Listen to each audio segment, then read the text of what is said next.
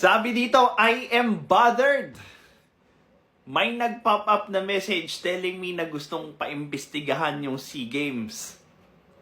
There is no jurisdiction in the world that allows a judge to be pressured and intimidated. Payag ba tayo sa ganito? Ganito na ba tayo ngayon? Ganito kasi yan.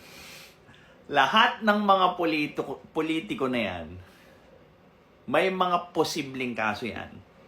And the reason why ganito katagal umaabot yung pagsasampa ng kaso na yan, it's because it's being used as a leverage. Diba?